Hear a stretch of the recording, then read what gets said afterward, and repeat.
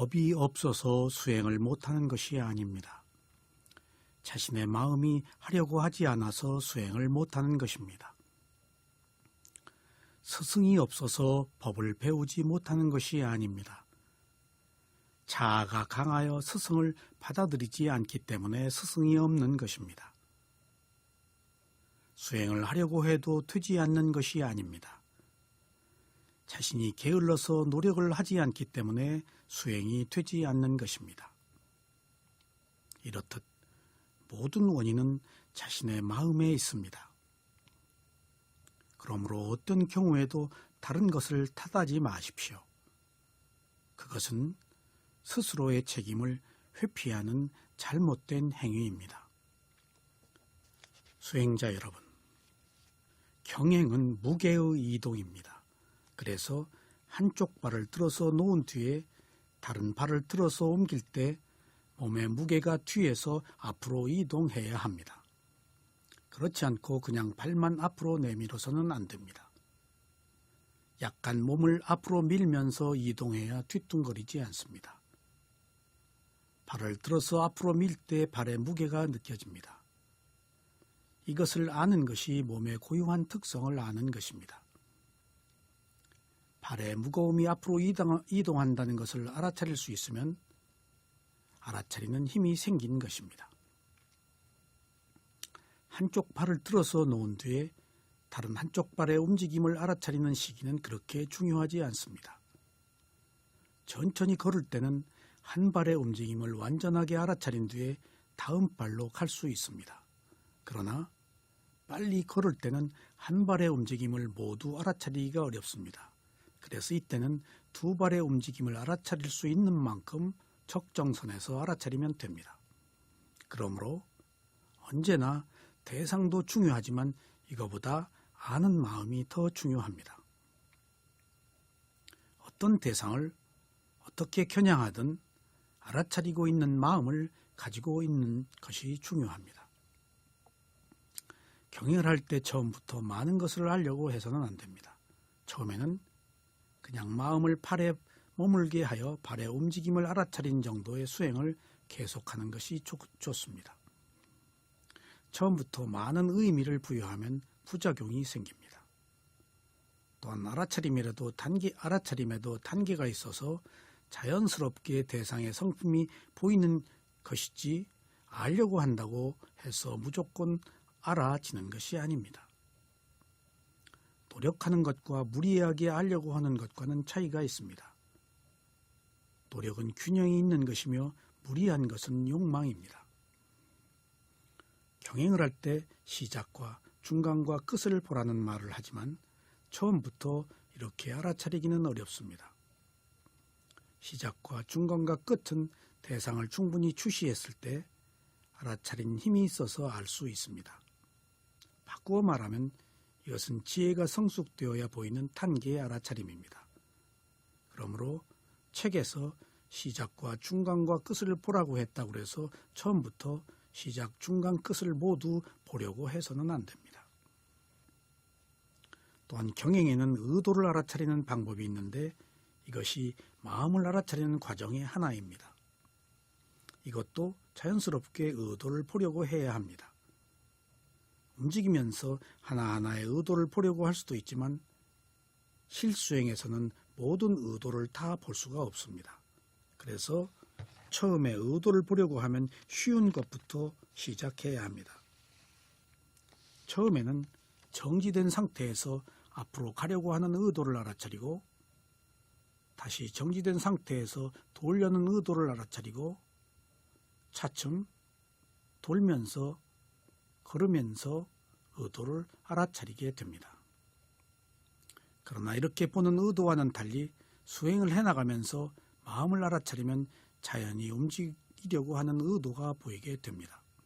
이때 마음이 발에 가지 않고 전면에서 발의 움직임이나 느낌을 알아차릴 수 있습니다.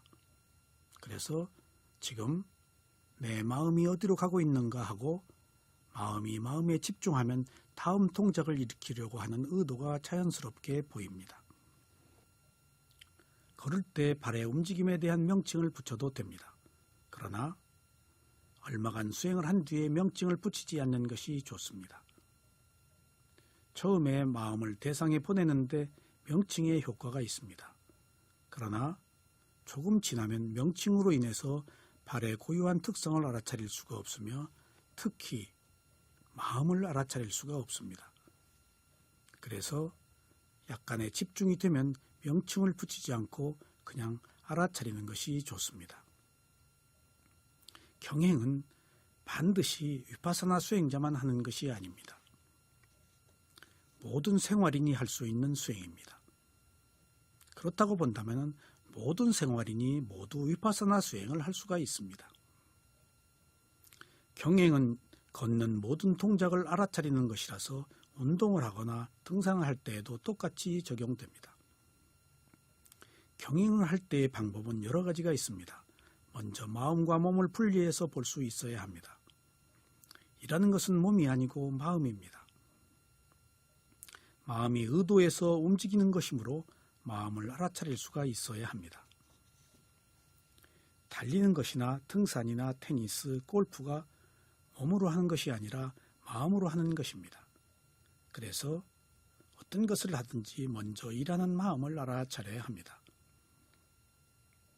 마음이 워낙 빠르게 변하기 때문에 이러한 마음을 알아차리지 못하면 하면서도 괴롭고 중도에 쉽게 포기할 수도 있습니다.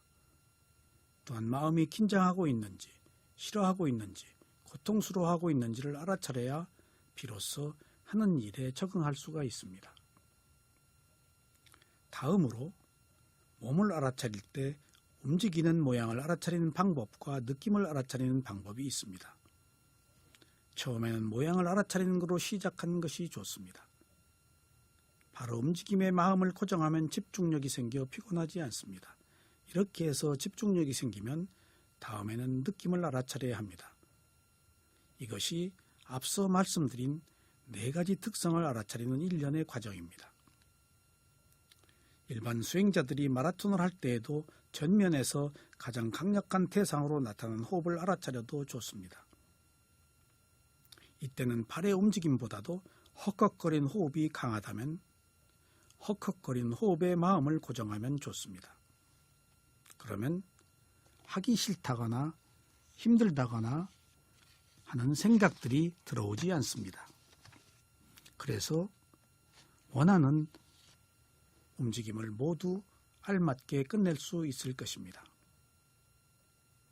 뛸 때는 가장 강한 대상을 알아차리되 가능하다면 알아차리는 대상의 마음을 모아서 머물게 해야 합니다. 하지만 더 강한 대상이 나타나면 그 대상을 선택해서 알아차리면 됩니다. 그냥 막연히 걸으면서 운동을 할 때와 한 발 한 발을 알아차리면서 걸을 때의 힘은 매우 다릅니다. 순간순간 피로 회복도 될 뿐만 아니라 집중이 되기 때문에 모든 스포츠에서 좋은 결과를 얻을 수가 있을 것입니다. 수행자 여러분, 경행을 할 때 시선은 서너 걸음 앞에 두고 하되 마음은 팔을 겨냥해야 합니다. 경행을 할 때는 주위에 이것저것을 살피면 안 됩니다. 오직 발의 움직임에 마음을 집중해야 합니다. 마음이 밖으로 나가면 알아차림을 놓치게 됩니다. 시선이 가는 곳으로 마음이 달아나기 마련이므로 좌우를 돌아봐서는 안 됩니다. 일반적으로 수행자들은 고개를 들고 멀리 쳐다보거나 또는 뒤를 돌아보지 않습니다. 이렇게 볼 때 거의는 알아차림을 놓치기 마련입니다. 경행을 할 때 꼭 발의 움직임을 알아차려야 하는 것은 아닙니다. 상황에 따라서 종아리나 관절의 움직임을 알아차릴 수도 있습니다.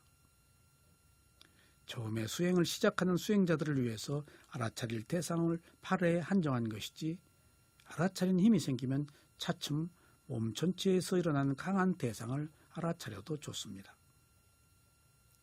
마음을 알아차리는 수행자는 발의 움직임을 전면에서 알아차리기 때문에 마음이 꼭 팔에 가야 하는 것은 아닙니다.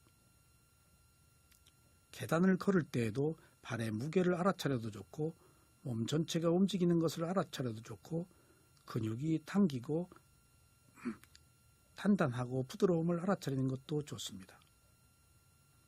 그리고 산을 걸을 때는 전면에서 헉헉거리는 호흡을 알아차리는 것도 방법입니다. 이때는 호흡이 가장 강한 대상이기 때문입니다. 실내에서 일정한 거리를 경행할 때는 손을 흔들면 알아차림이 분산되어 집중이 되지 않습니다. 마음을 온전하게 팔에 겨냥하기 위해서 손을 앞으로 모으거나 팔짱을 끼거나 뒷짐을 지는 것도 좋습니다. 차렷 자세로 하면서 팔을 흔들면 부자연스럽습니다. 그러나 밖에서 걸을 때는 손을 모을 필요가 없습니다. 속도를 내면서 걸을 때는 자연스럽게 팔을 흔들면서 걸어도 좋습니다. 명상원에서 경행을 할 때는 한정된 공간에서 일정한 거리를 왕복합니다. 이때 다른 사람들에게 방해가 되지 않도록 정해진 곳을 일정하게 걸어야 합니다. 그렇지 않고 이곳 저곳을 걸어서는 안 됩니다. 그리고 남이 가는 길을 가로막아서도 안 됩니다. 걸을 때는 특별한 소리가 나지 않도록 조심스럽게 걸어야 합니다. 수행처가 아닌 곳에서는 걷는 모든 행위가 전부 경행에 속합니다. 길을 걸을 때나 집에서 움직일 때나 이동하는 모든 움직임이 경행입니다. 경행을 위해 특별히 넓은 공간이 필요한 것은 아닙니다. 어디서고 서서 몇 걸음만 걸을 수 있으면 됩니다. 그러한 공간조차도 없다면 선체로 그냥 발을 들어 올리고 내리고 하는 동작으로 걷는 것을 대신할 수도 있습니다. 걷는 공간의 넓이가 중요한 것이 아니라서 어디고 자신의 발걸음을 알아차릴 수 있는가 없는가 하는 것만 중요히 여기면 됩니다. 이런 경행은 집안의 거실에서 혼자 조용히 걸으면서 해보면 집중이 잘 될 것입니다. 또한 가족들에게 방해가 되지 않도록 조용히 경행을 하면 가정의 분위기가 차분해지고 교육의 효과도 뛰어납니다. 한정된 곳에서 왕복을 하면서 경행을 할 때는 서 있는 것과 가는 것과 도는 것을 반복해서 알아차립니다. 먼저 경행을 하기 위해서는 바닥에 발을 디디고 섭니다. 이때 서 있는 발이 바닥에 닿아 있는 느낌을 느낍니다. 처음에는 단지 서 있는 것만을 알아차리다가 차츰 발이 바닥에 닿아 있는 무거운 느낌이나 딱딱한 느낌을 느낍니다. 그런 뒤에 현재의 마음가짐을 알아차립니다. 지금 마음가짐은 어떤가를 살펴봅니다. 언제나 무엇을 시작할 때는 일하는 마음을 알아차리는 것이 중요합니다. 그런 뒤에 손을 앞으로 모으고 시선은 서너 걸음 앞에 고정한 뒤에 한쪽 발을 앞으로 내밉니다.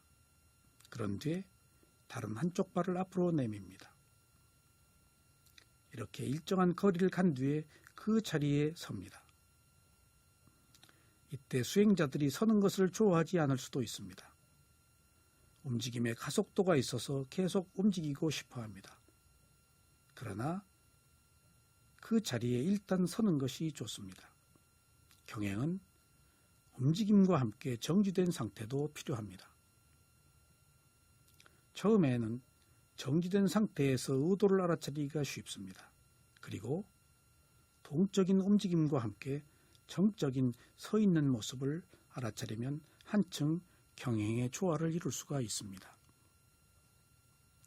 발에 움직일 때 처음에는 뒤꿈치를 들어 올리는 것도 하나의 방법입니다. 이것을 일어남이라고 해도 좋고 들음이라고 해도 좋습니다. 오른발, 왼발의 뒤꿈치가 들리는 것만 알아차리는 것은 발의 움직임의 절반만 알아차리는 것입니다. 발의 움직임은 트는 과정이 있고 놓는 과정이 있습니다. 그러나 더 세분화하면 들어서 앞으로 내밀고 그리고 놓는 세 가지 과정으로 나눌 수도 있습니다. 하지만 처음에는 일어남 하나만을 알아차립니다. 이렇게 알아차리는 것은 처음부터 많은 것을 알아차리지 않아도 되기 때문입니다. 그러면 마음에 여유가 있어서 마음이 실증을 내지 않고 대상으로부터 달아나지 않습니다. 이렇게 알아차린 뒤에 다음 단계로 발이 바닥에 닿는 것을 알아차립니다. 이때는 사라짐이라고 해도 좋고 놓음 또는 다음이라고 해도 좋습니다. 다음을 할 때도 일어남을 알아차리지 않고 오직 팔이 내려가서 닿는 것 하나에 마음을 집중합니다. 다음을 하는 시간은 일어남을 하는 시간처럼 적절하게 합니다. 이때의 다음도 일어남처럼 일어나고 다음에 움직임의 절반만 알아차리는 것입니다. 그런 뒤에 이번에는 팔의 움직임의 전 과정을 모두 알아차립니다.